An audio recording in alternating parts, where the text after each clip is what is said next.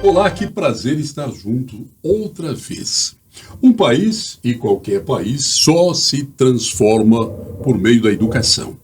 Mas é preciso fazer educação de verdade, investir na formação de gente que vai educar e dar condições para que o educando ele possa se sentir atraído para a educação que ele vai receber. O ambiente tem que ser legal, as ferramentas que estão à disposição possam ser usadas de maneira atrativa.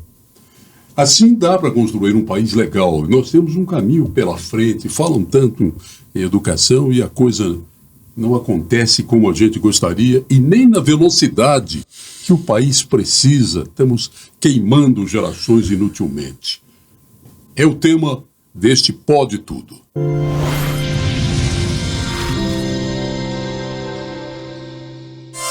Apoio Coldtrack Rastreamento. Seu carro na palma da mão. E para falar sobre isso e uma porção de outros assuntos, alguém que é especialista em educação. Professor Marcos das Neves, que prazer te receber aqui. Prazer é todo meu, Zé Idem, te ver depois de tanto tempo, né? Nós que trabalhamos juntos. Pois é, o professor Tucano, Marcos das Neves Tucano, nós trabalhamos juntos na TV Goiânia e ele fazia uma experiência interessantíssima, porque foi 96, 97, e eu apresentava um jornal, né? Uhum.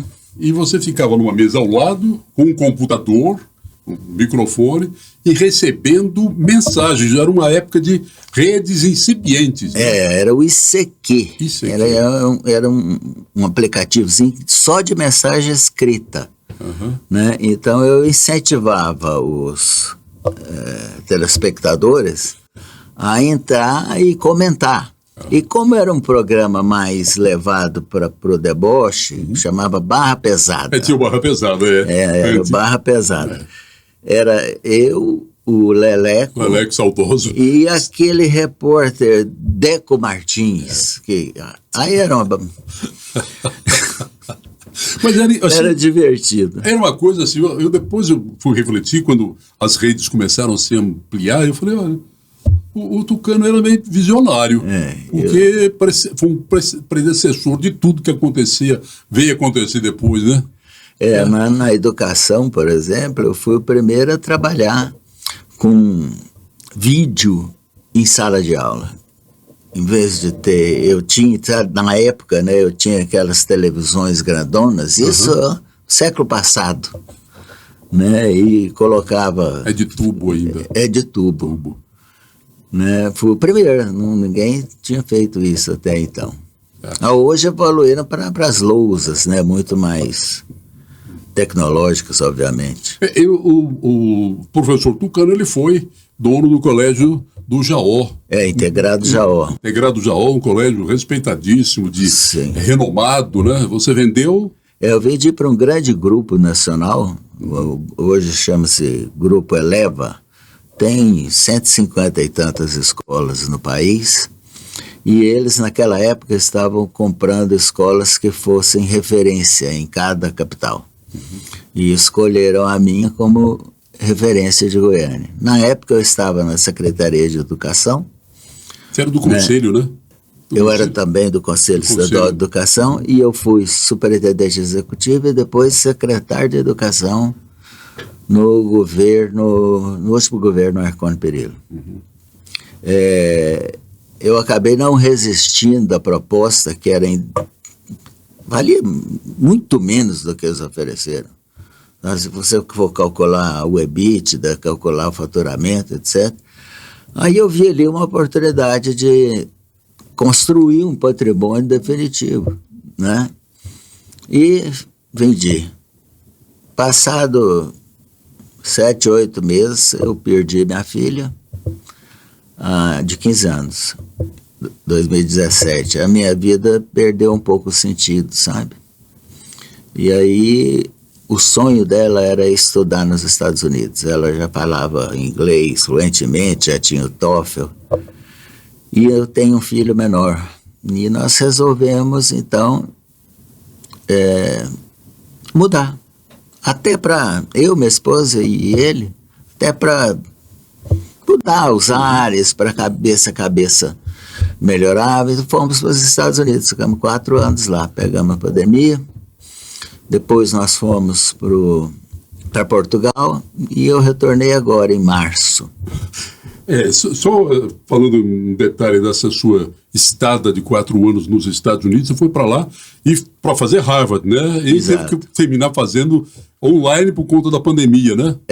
Porque o curso era uma pós. Então, ele funcionava 15 dias, depois 30 para pesquisas, continuava pela internet esses 30, 15 dias presenciais, 30 de pesquisas, e tinha diretores e educadores do mundo inteiro, muito indiano.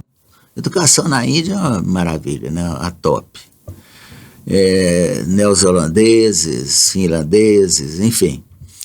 E acabou que a pandemia chegou, eles tiveram que adaptar após a forma online, né? E eu fiz mais 2 anos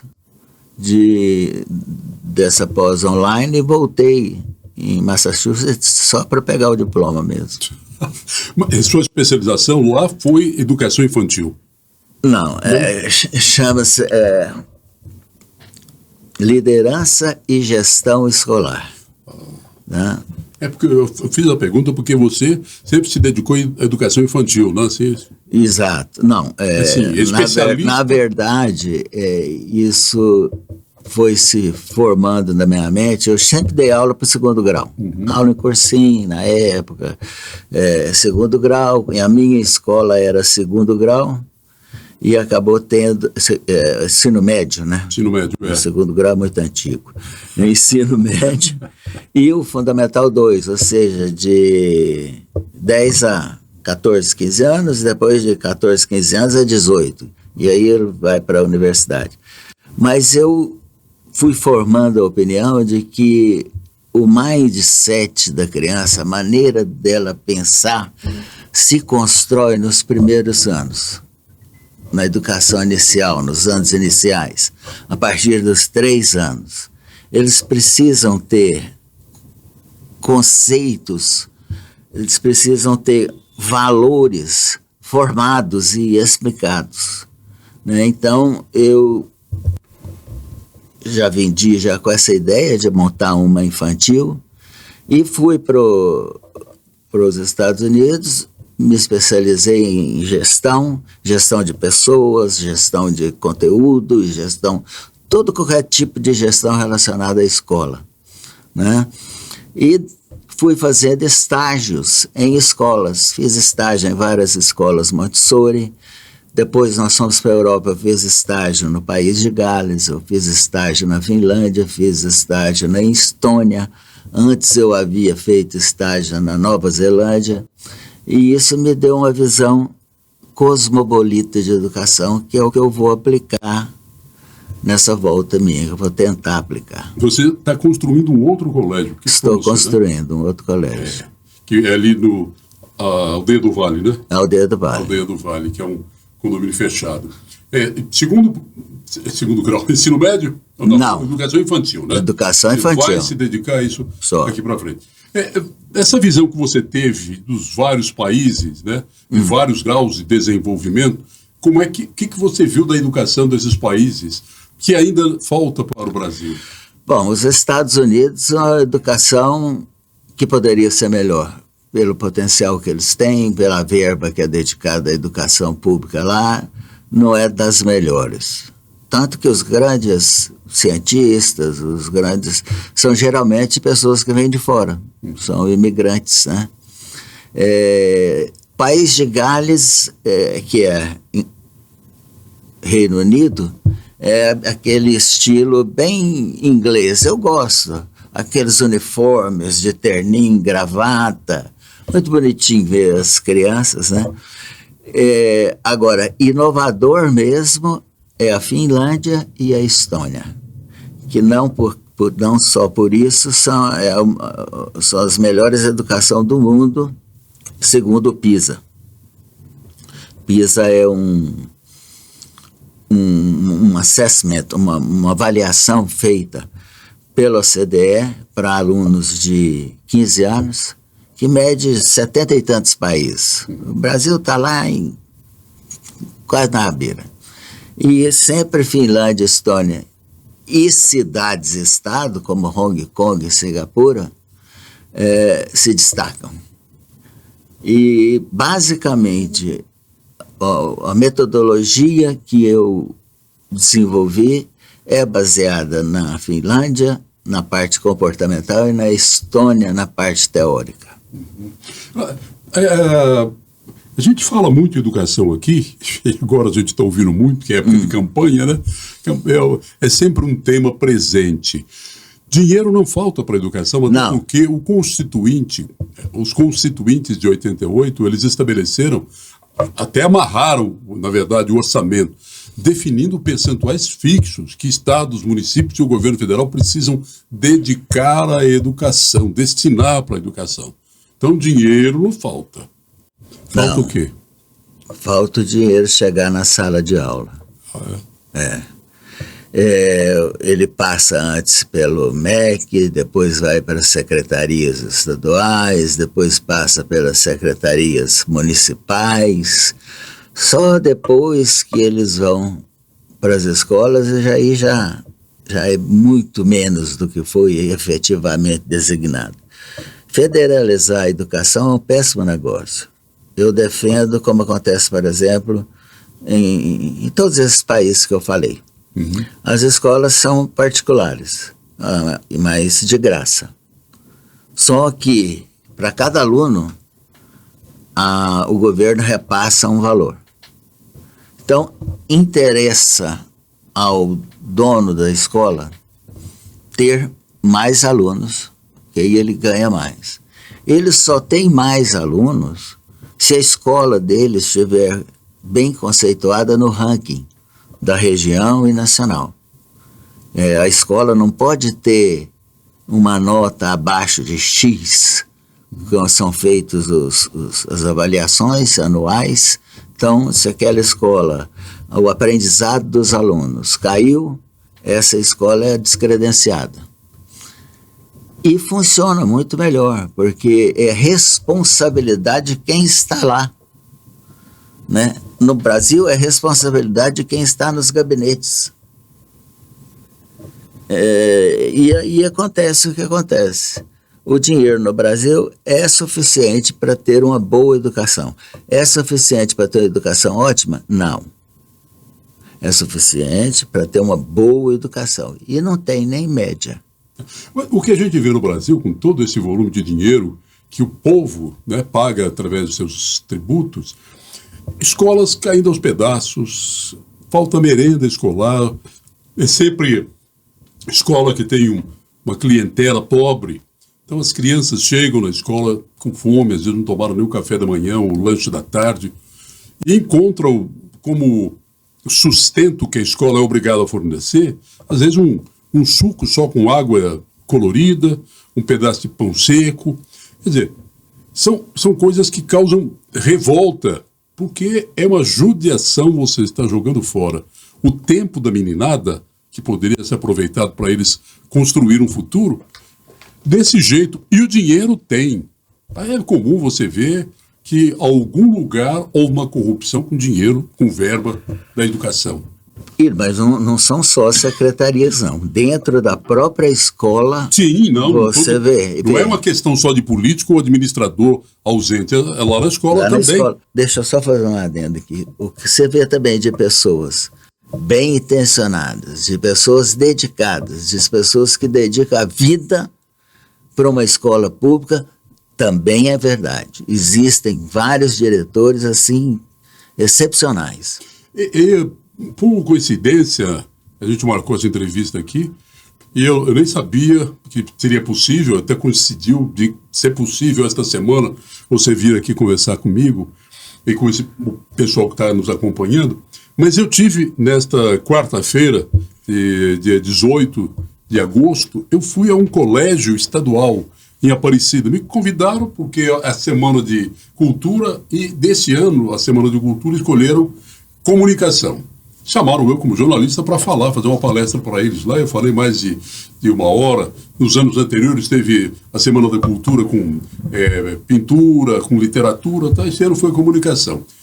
E uma meninada alegre, bonita, uma quantidade de professores interessados, assistiram, o amor, o afeto dos alunos com os professores, dos professores com os alunos, uma coisa maravilhosa. E era um colégio bonitinho, limpinho, mas aquele padrão é um padrão estadual, não tem nada, né? Mas é demais. Muito bonitinho, muito limpinho, material simples, tudo, e um pessoal dedicadíssimo. Eles publicaram como material dessas semanas, 3 livros dos alunos, 3 livros. A maioria das escolas estaduais são parecidas com essa. Digamos aí 70%. Uhum. Mas tem uns 30% que deixa a desejar também. É tudo uma questão de gestão. Então o gestor, nas escolas eles adotam a gestão democrática, onde os alunos votam e os professores votam. Só que o peso do voto do professor é quem decide. E existem diretores que facilitam as coisas para os professores em troca de voto. A velha politicagem. E aí aquele diretor se perpetua com o IDEB, que é o Índice de Desenvolvimento Básico do Brasil, baixíssimo, escola toda depredada, pichação, muro caindo, e ele é reeleito vez após vez. É por isso. Obviamente eu não sou contra nada democrático, né? Mas, no caso de uma escola, deveria continuar aquele diretor que mostrasse serviço, como acontece nos países mais avançados em termos educacionais, né? Então, se ele tem lá, se ele apresenta os índices que essa escola que você foi apresentou, ele fica. Se não, troca. Concurso para diretor, que seria uma forma... Você foi para os Estados Unidos, foi para Harvard para fazer pós-graduação em gestão disso, de escola, de gente. Quer dizer, não seria interessante que houvesse concurso para diretor de escola, gente que tivesse passado por um curso de formação, você tem pelo menos um nível gerencial? Eu posso falar uma coisa aqui, que eu vou ser cancelado. Para diretor, acho que concurso não funciona. Não? Não. Porque ele pode passar numa prova teórica com nota 10. Mas a gestão inclui empatia, inclui coordenação, inclui liderança, que são atributos que não podem ser quantificados, a não ser que ele trabalhe determinado tempo para provar que ele é bom naquelas habilidades também. Aí sim, esse ficaria. E fazendo o concurso vai passar aquele que sabe mais. Nem sempre quem sabe mais é um bom gestor. Uma característica diferente, né? Nem todo artista, como o Silvio Santos, é dono de TV. Né? Então, isso vale para... Nem todo jogador de futebol é bom técnico. A gente tem hoje... É uma discussão que é recorrente, mas os resultados provam que a experiência funcionou e é boa. São os colégios que são geridos... Eles chamam de colégios militares, na verdade são cívico-militares, porque eles são geridos por alguns militares, e todo o currículo escolar é o mesmo, é igual para todas as escolas. E as notas são muito maiores. Né? E as notas são maiores, mas eu conheço colégios militares e sei do respeito que o aluno tem ele é formado dentro de um respeito com o professor. Tanto é que entra na sala, todo mundo levanta. E vai todo mundo bonitinho mesmo, nada daquele esculacho. O colégio é limpo, o colégio não tem pichação. Qual o seu conceito? Qual a sua avaliação disso? Eu sou filho de militar. Meu pai era coronel da Polícia Militar. Ah, é? É. E eu visitava vários colégios militares. A minha opinião é exatamente essa, igual a sua. Mas a palavra-chave é disciplina. Disciplina. Disciplina no estudo, disciplina comportamental, disciplina no vestir. Então, em outras escolas, o diretor está, às vezes, com mãos amarradas, porque o aluno ele não quer assistir aula e não quer deixar os outros assistirem. E não tem como você tirar esse aluno ou expulsar, só um processo muito dificultoso, trabalhoso, sabe? Então, a disciplina em sala de aula, ela é fundamental. Agora, a aula tem que ser interessante também, né? Porque você colocar um adolescente 5, 6 aulas, sentado. Cheio de energia, né? Cheio de energia, de testosterona, de progesterona e tudo lá. Para assistir 5 aulas monótonas é duro de dar conta. Né? Eu vejo um país tão grande como o Brasil, com tanta área, tanta terra, e fazem colégios minúsculos, fazem coisas assim, em espaços tão pequenos. Quer dizer, a gente vê, em outros lugares, fora daqui, colégios, escolas, são grandes espaços, tem área que é para a pessoa circular, descansar, grandes bibliotecas, coisas assim. E a gente que tem espaço não usa isso, fica um negócio muito ridículo até. É uma questão de gestão. Né? E no interior também tem muito de político instalar uma determinada escola em determinado lugar. Às vezes era muito mais barato, muito melhor pegar as crianças geralmente é uma cidadezinha pequena, um distrito, pegar as crianças dali, pôr num ônibus e ir para a cidade mais próxima, que fica a 20, 30 quilômetros, né? E depois voltar. Mas não, eles constroem a escola porque criam empregos, até esse ponto, até se fosse só isso era bom, mas essas pessoas empregadas são cabos eleitorais. Então tem muito disso. Aí, para construir uma escola, falta visão também do gestor. O gestor fez aquilo mal intencionado, né? Eu já fiz, só para te ilustrar o que você está dizendo, quando eu fui repórter da TV Anguera, eu me lembro de ter feito uma série de matérias, umas denúncias que a gente recebeu de prefeitos que eram corruptos, tinham obras fantasmas. Eu fui e mostrei o local aqui, era para ter uma escola, tal, era um terreno vazio. Constava como uma escola construída. Aí, conversar com o prefeito, estava sentado na casa dele lá, sem camisa. Não, tem lá sim, não, fomos lá, nós filmamos.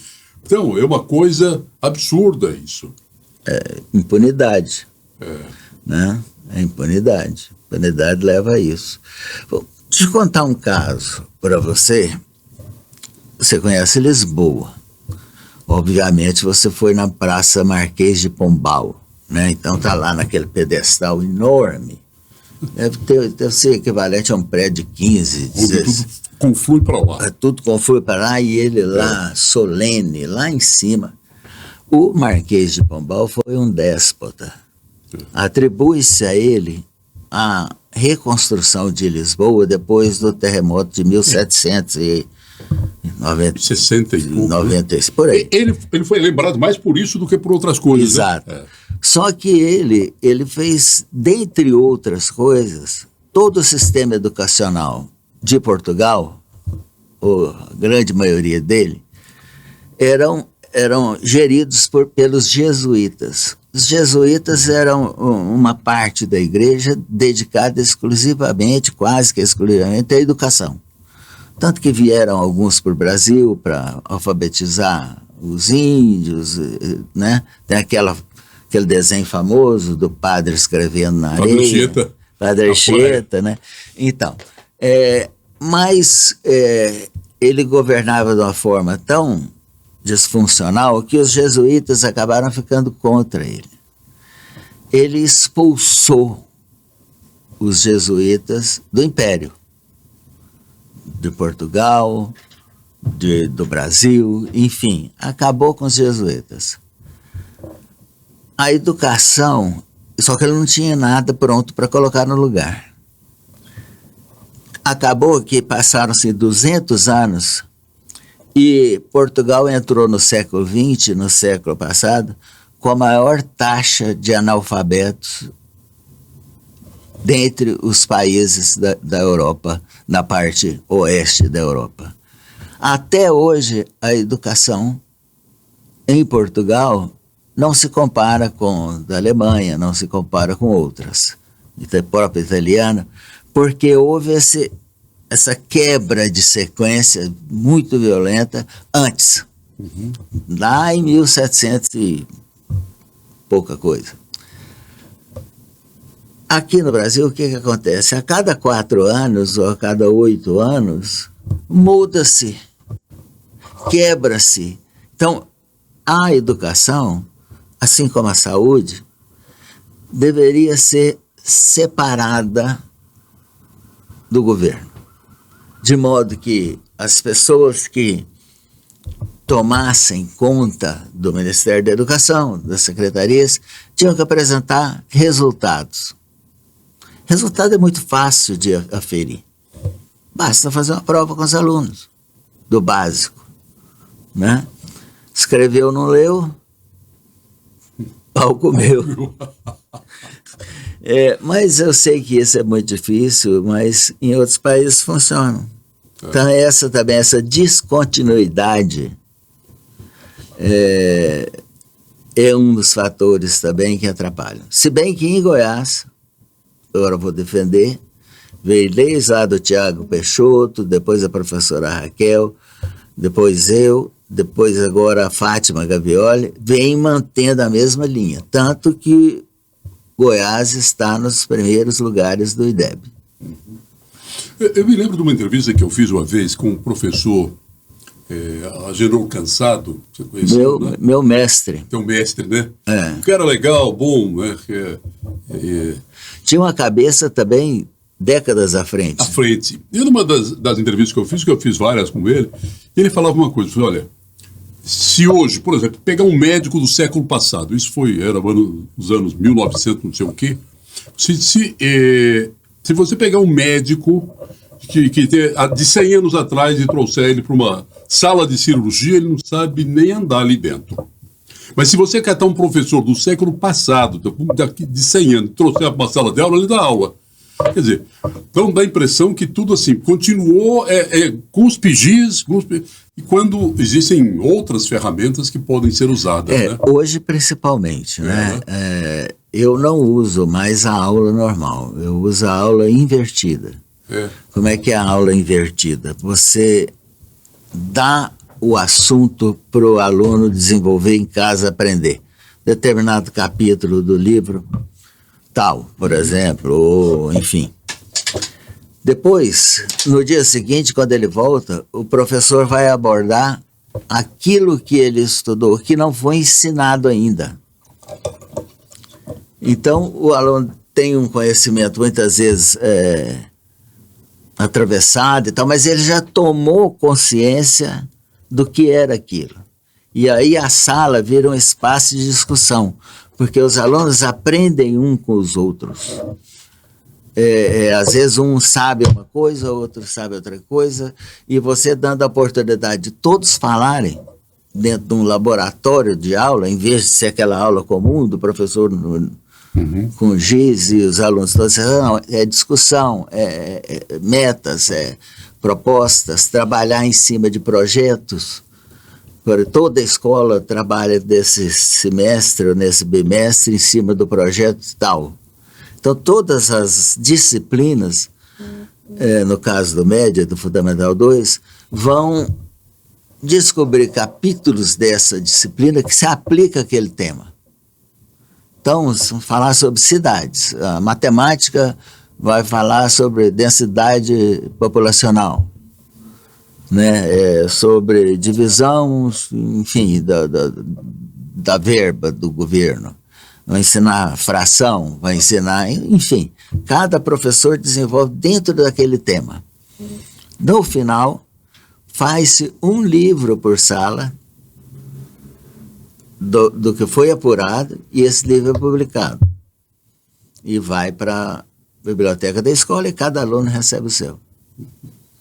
E isso gera um engajamento muito grande. Quando o aluno, ele participa da lição, participa Sim, fisicamente. Essa é a ideia. Fica gravado. Como estudante lá em Barreto, eu e os colegas, professor de ciência, que era um grande professor, o professor Edgar, fica na lembrança da gente, né?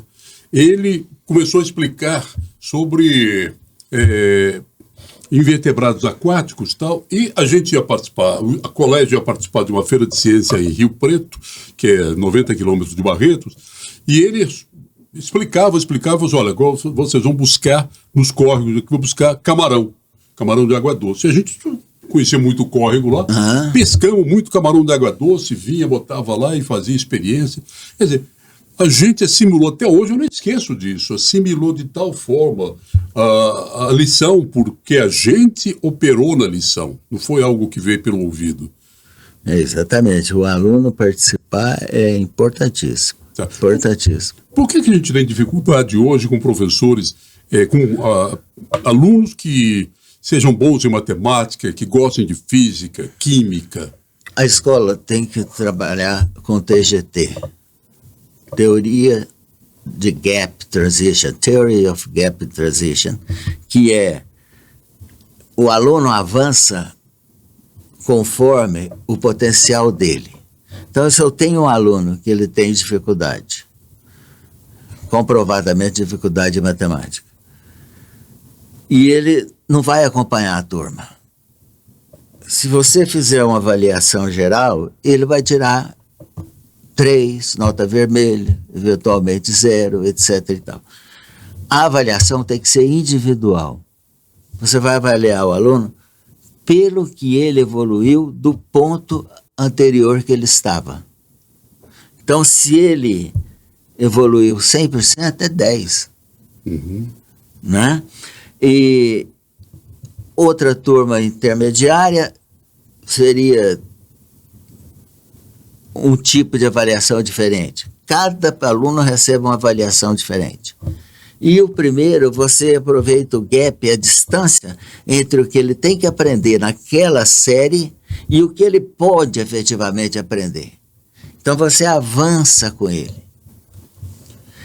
Acontece que um professor corrigir 35 provas diferentes seria um absurdo. Por isso que isso dificilmente foi implantado até 3, 4 anos atrás, quando surgiu a inteligência artificial. Você escaneia a prova, ela corrige. Já é ferramenta da educação a inteligência artificial. Para corrigir redação, para corrigir prova. Qual o número... Escrita. Um professor consegue conduzir quantos alunos numa sala? Ideal. Depende do professor e depende da escola. Né? Você tem escolas que trabalham com 70 alunos por sala. Na minha escola, eu vou ter no maternal, no máximo 14 alunos, são salas de 70 metros quadrados. É um apartamento de 2 quartos grande, cada sala. 70 metros quadrados com 14 alunos. Depois, no Fundamental 1, no máximo 20. E no Fundamental 2, no máximo 25. Obviamente que o ticket, que é a mensalidade, vai ser mais alta. É claro. Mas a educação vai ser muito melhor. A formação do professor... O ideal é um aluno para cada 1,5 metro quadrado. Mas eu acho muito aluno. Quer dizer, tem também até o espaço físico que ele pode ocupar, ou seja, dependendo do tamanho da sala, cubica isso o número de alunos. Eu falei errado aí, não é o ideal. O ideal é quanto menos melhor. É o aceito. Aceito, né? Mas tem escola que põe 1 metro quadrado ou menos do que isso.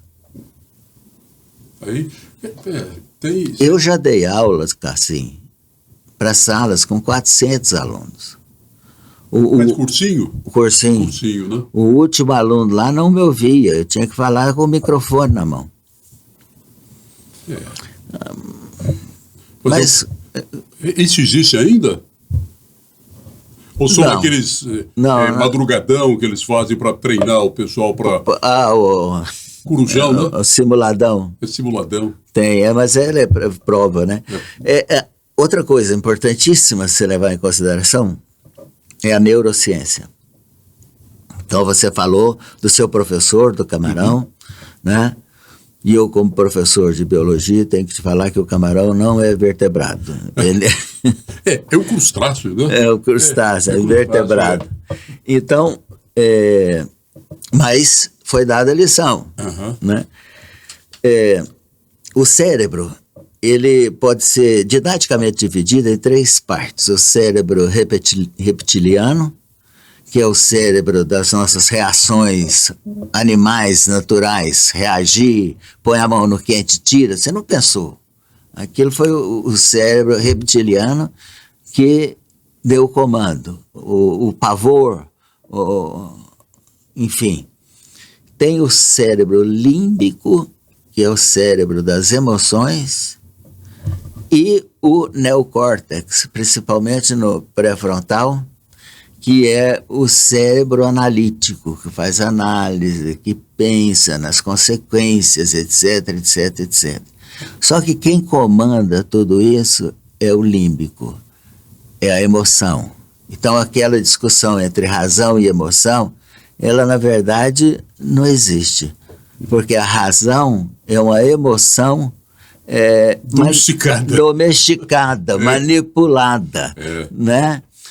Você faz alguma coisa, fala, não vou fazer agora porque não tenho, vou fazer amanhã.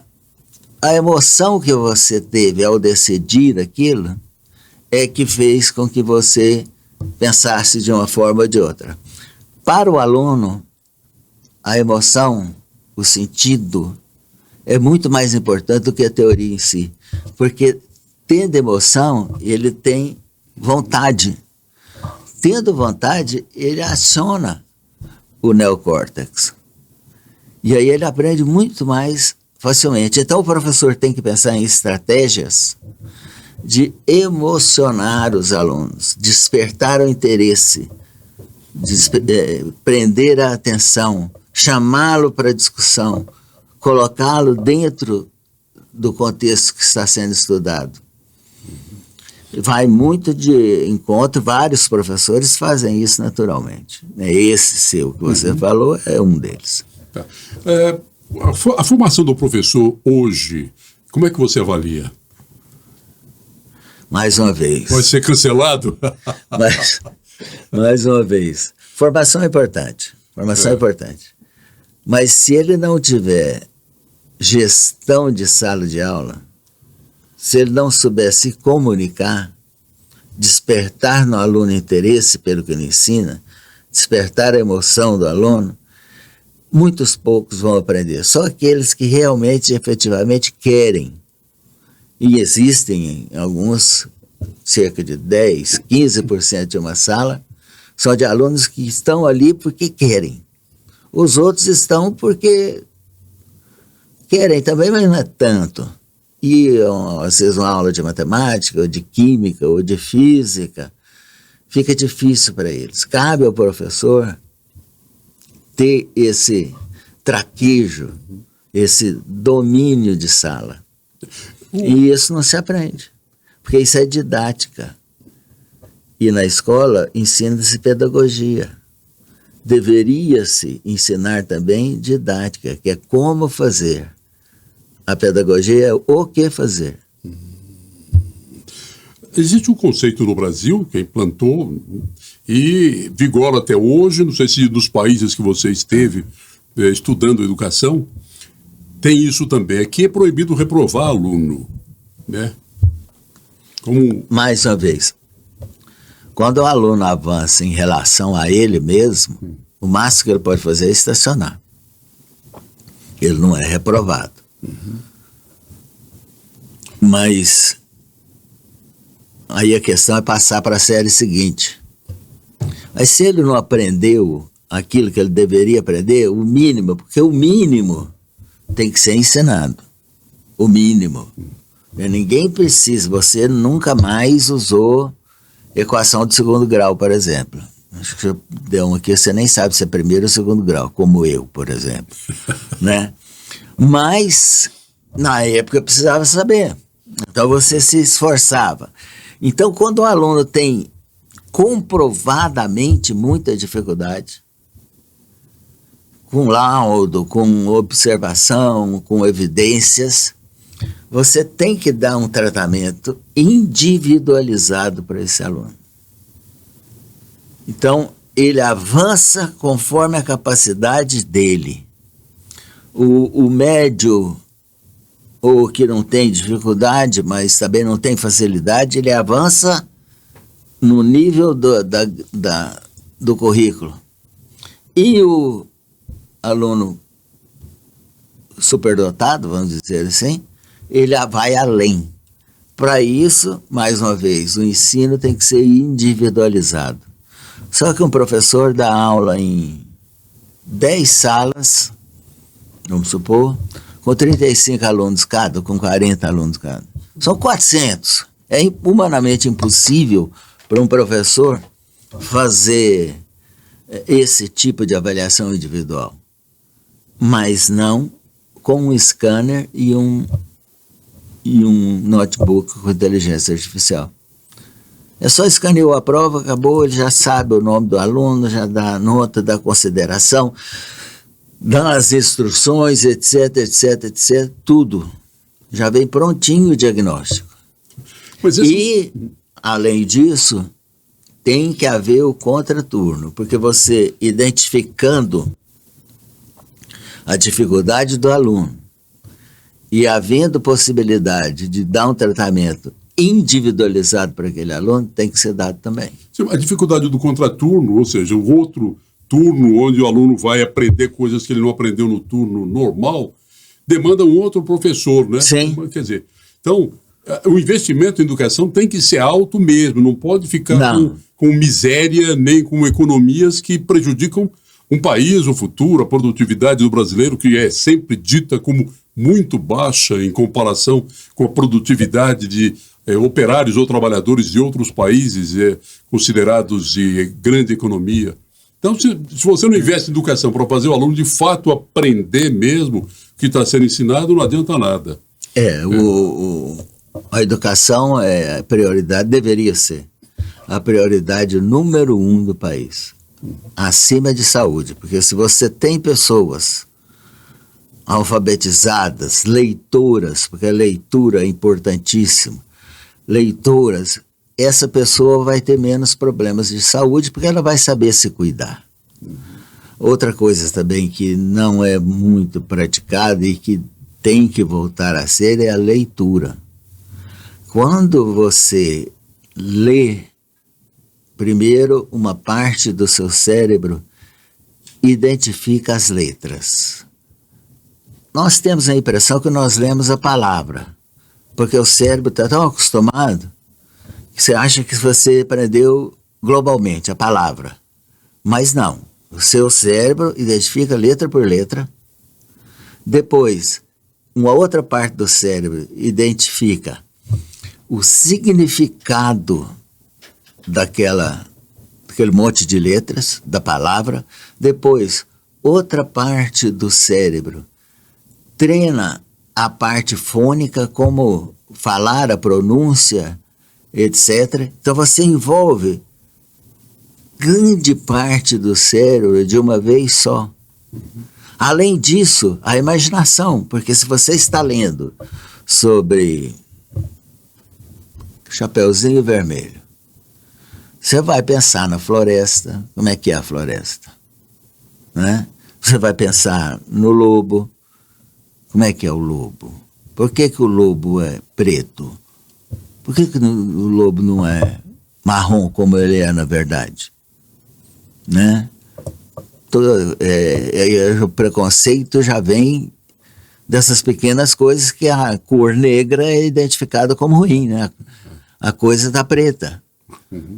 Né? E o aluno tem que expressar isso. Então, dentro de sala de aula, se o professor, na alfabetização, mandou ler uma historinha sem ilustração, depois, na outra aula, ele vai perguntar para cada um dos alunos como que ele imaginava a floresta, como que ele imaginava a coisa. E a opinião de cada um dos alunos serve de aprendizado para os outros. E há um envolvimento muito maior. Ele sabe que ele vai ser perguntado, então ele tem que ler. Então a leitura é fundamental. Só que, o que acontece hoje? O celular... Ninguém vive sem ele, né? Não, ninguém vive. Mas a molecada, gente muito pequena já está tendo o celular. Ele não tem capacidade de desenvolvimento cerebral para ter um celular. Ele não conhece os perigos que o uso prolongado de telas causa. Tanto que, no mundo inteiro, as escolas proibiram celulares, e até, no caso do Brasil, o próprio governo. Né? Mas tem pais que dão um celular para menino de 2, 3 anos. É lógico que ele não vai aprender a ler. Ou vai ler muito mal, ou não vai gostar de ler livro. Porque o celular, as coisas são muito mais rápidas, ativa o sistema de recompensa a cada 40, 50 segundos, a cada 1 minuto, tudo já é feito assim. Então, o cérebro, ou qualquer parte do corpo que não é usado, atrofia. Né? Então, depois, a tolerância à frustração. Né? Se algum vídeo te frustra, você passa, né? Vai para outro. Na vida real não é assim. Na vida real você tem que enfrentar as frustrações, levantar, sacudir a poeira e dar a volta por cima, né? E os adolescentes hoje, a geração Z em geral, não tem o limite de tolerância adequado, por exemplo, para trabalhar numa empresa. É onde você tem falta de mão de obra crônica, mesmo em posições que exigem mais estudo. Eu entendo posições onde a pessoa ganha menos, faltar mão de obra, porque às vezes o benefício do governo equivale. Aí ele não vai trabalhar mesmo, né? Ou ele é inteligente, vai trabalhar e ele ganha os dois. Eu acho que não pode, né? Não, depois de determinado tempo ele perde. Se ele recebe uma bolsa e registrou a carteira dele, ele é um trabalhador.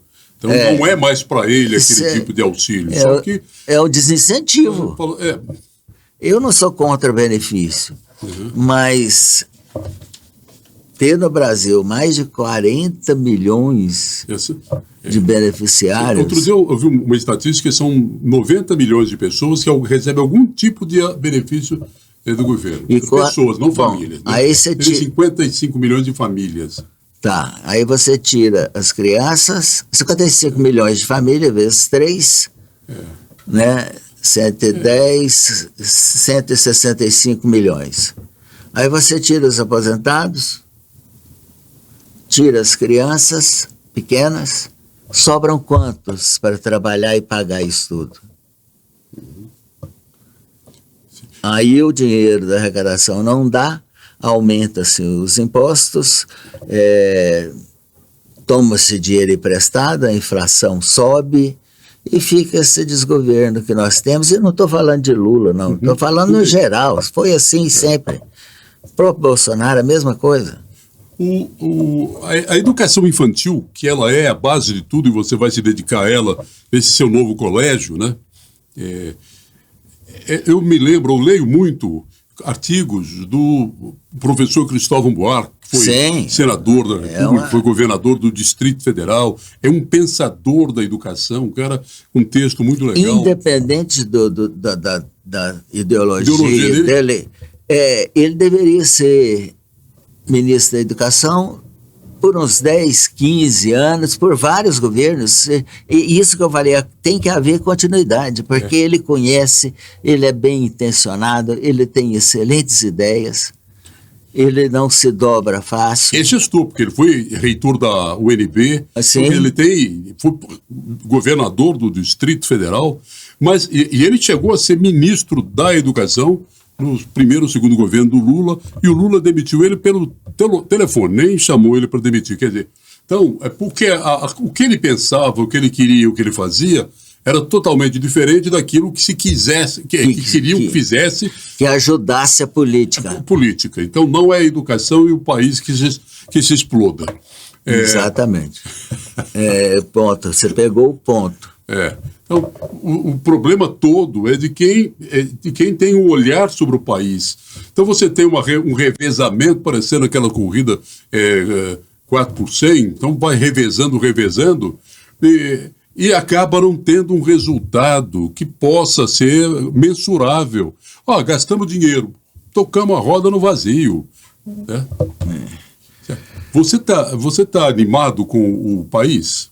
Você, depois de andar pelo mundo, ter morado 4 anos em Portugal, 4 anos lá nos Estados Unidos, andou pelo mundo aí, você voltou para cá para fazer de novo as suas raízes aqui. Você perguntou se eu estou feliz? O que você perguntou? Você está otimista, estou dizendo isso? Não, mas eu vou fazer a minha parte. Vai fazer a sua parte. Porque eu não tenho outro lugar para ir. Para mim não não é possível para mim. Eu sei que tem muitas pessoas que pensam diferente e dou toda a razão para elas pensarem. Mas eu não me sinto em casa em nenhum outro lugar a não ser no Brasil.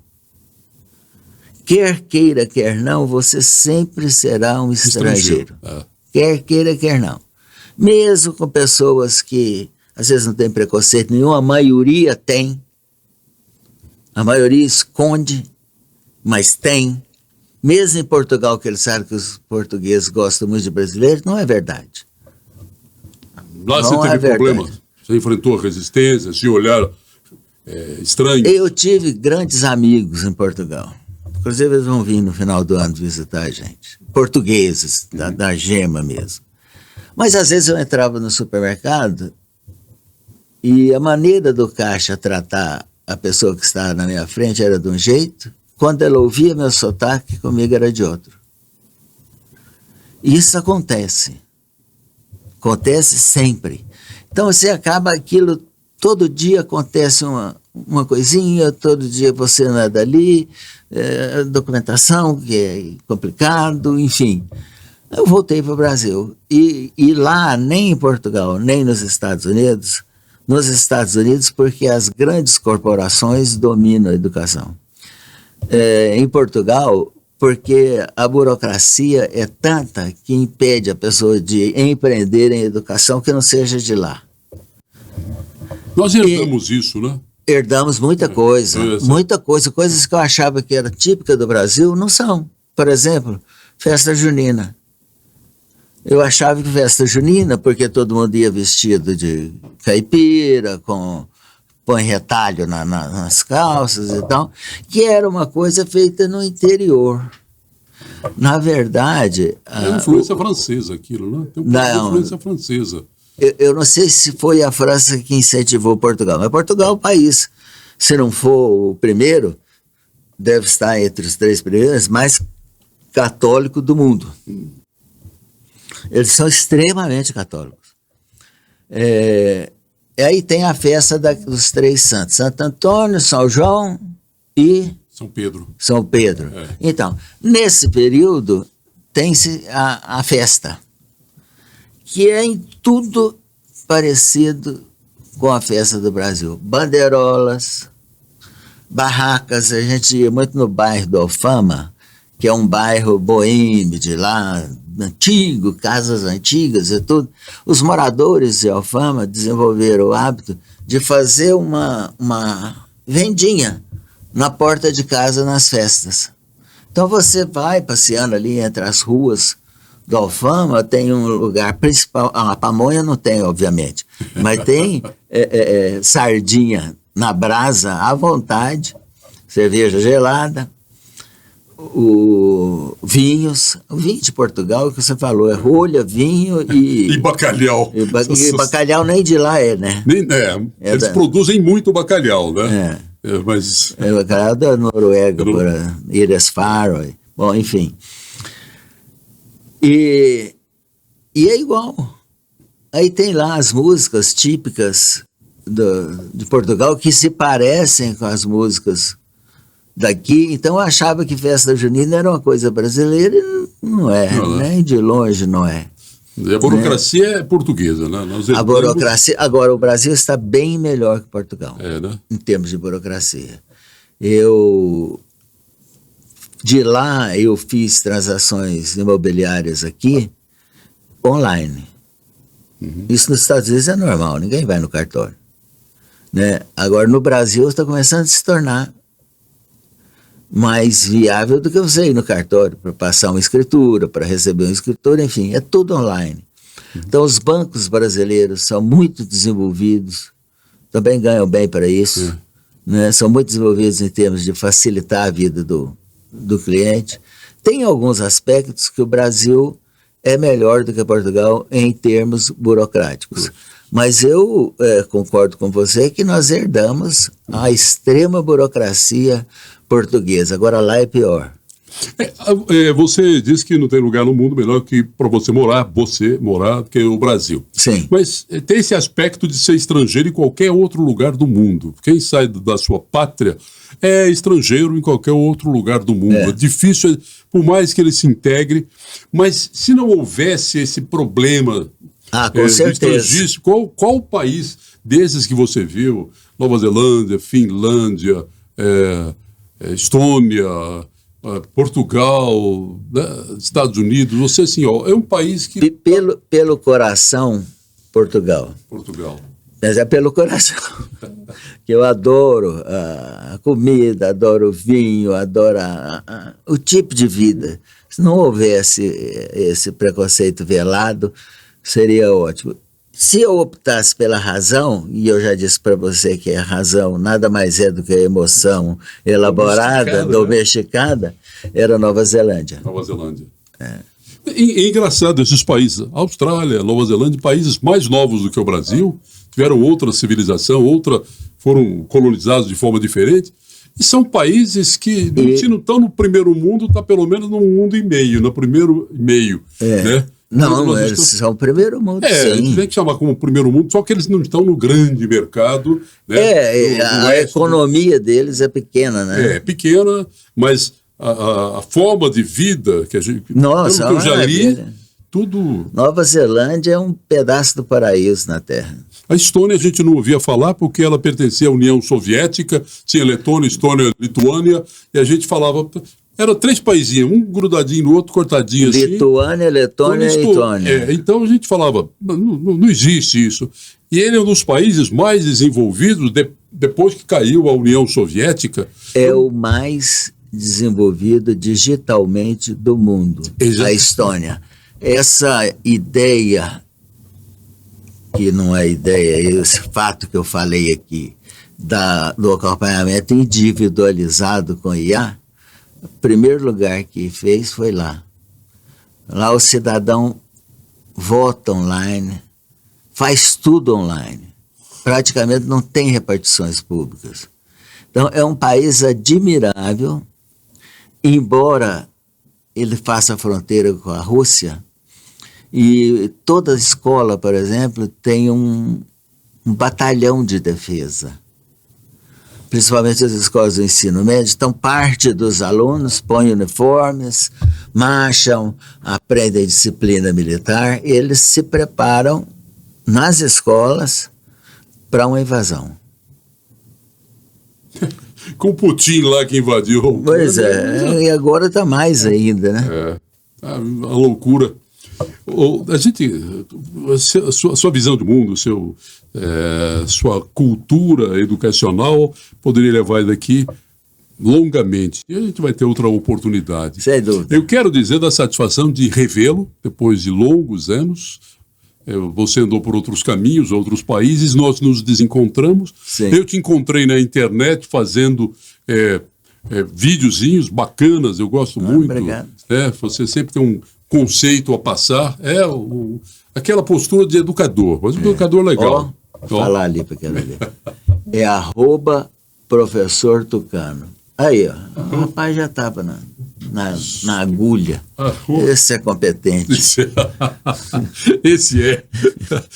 Eu falo, o Cristiano, que a gente está falando do Cristiano, que é o operador aqui do estúdio, desde que a gente começou, ele, além de ser o operador daqui, é um grande amigo do coração, um cara da mais alta responsabilidade, mais alto profissionalismo, um caráter, religioso, uma família maravilhosa. Então, você viu, você falou, já estava pronto lá. É isso daí. Professor Tucano, vamos nos ver mais. Vamos. Eu agradeço muito você tirar um tempo. Você está cuidando de uma obra, tirou um tempo para vir. Não, mas à noite é mais tranquilo. Mais tranquilo. Né? Eu não gosto muito, que eu moro no Jaó. Jaó não é exatamente Goiânia, né? Então... É o protetorado. É o protetorado. Eu tenho neura de dirigir em trânsito ruim. E Goiânia é péssimo. Lisboa também não é bom, não. Mas eu fico nervoso com o trânsito. Acho que foi uma fobia. Depois que fica velho, a gente fica tendo umas manias, né? Mas é irritante mesmo, o trânsito aqui é irritante mesmo, todo mundo está sempre apressado, a gentileza no trânsito é uma coisa que não existe. Então, quando eu tenho mesmo que vir, eu dou um jeito de marcar entre as 10 e as 2, que é o horário que você não podia. Porque aí eu volto para casa tranquilo e entro em Goiânia tranquilo. Antes desse horário e depois desse horário, fica quase impossível. Eu agradeço imensamente. Tucano, foi bom te ver. Foi bom também, Cassinho. Um abraço. É que você tenha sucesso como teve em todos os seus empreendimentos. O Tucano, ele foi dono de uma boate que marcou época em Goiânia, uma boate de uma curta duração, menos de 5 anos, mas marcou a Boate Tucano, que funcionava na Tocantins e era o point da moçada nos anos 70. Ele que era o dono de lá, e o administrador, o gerente, já tinha colégio. Muito obrigado, e para você que acompanhou, se inscreva no canal, ajude a gente a conseguir apoio, comente, compartilhe, que vai ser muito bom, e até o nosso próximo Pode Tudo.